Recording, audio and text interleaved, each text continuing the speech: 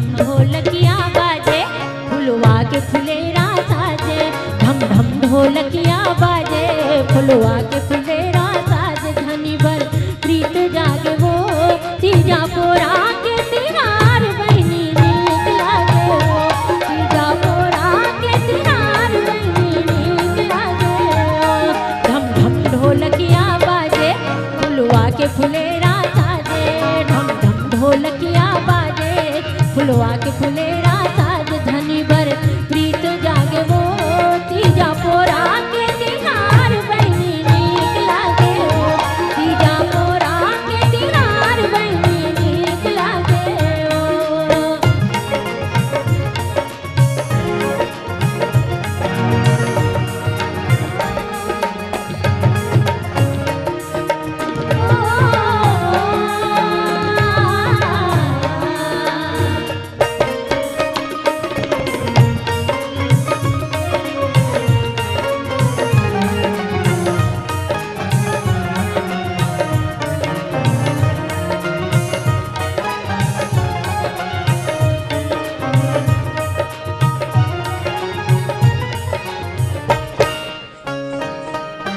घर परिवार सखी सगेली सब देवो देवता जेवन बर देवो देवता।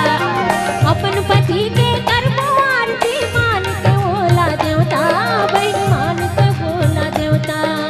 ओ ला ला ला ला ला ला ला। घर परिवार सखी सगेली सब देवो देवता जेवन बर देवो देवता। अपन पति के कर्म मान के बोला देवता बहनी मान के बोला देवता। सदा सुहागन रहे बर पूजा करबो गौरी के। मांग ले वो वरदान दीदी से दुआ चूरी के। मन झूमर झूमर नाचे आठों अंग गहना साजे।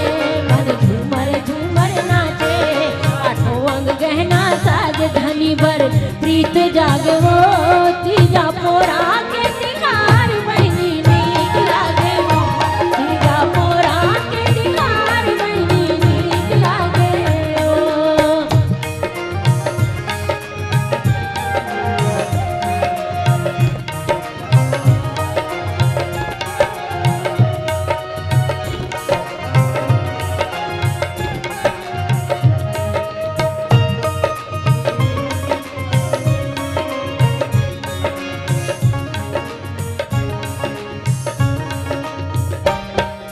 ठिठरी खुरमी बारातों मारियाओ बनाबो मुठिया बहनियाओ बनाबो मुठिया।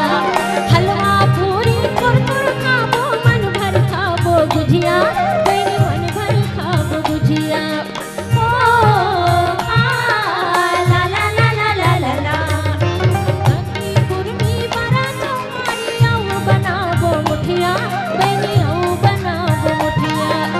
हलवा पूरी कुरकुर खाबो मन भर खाबो गुजिया बहनी मन भर खाबो गुजिया। यही माया के सुघर बनना जन्म जन्म जन छूटे। कतको आई हल हल सुमत डोरी न जन छूटे। तीजा उपास मन भाए मन के मनौती सब पाए। तीजा उपास मन भाए मन के मनौती सब पाए। धनी बर प्रीत जागे वो तीजा पोरा के तिहार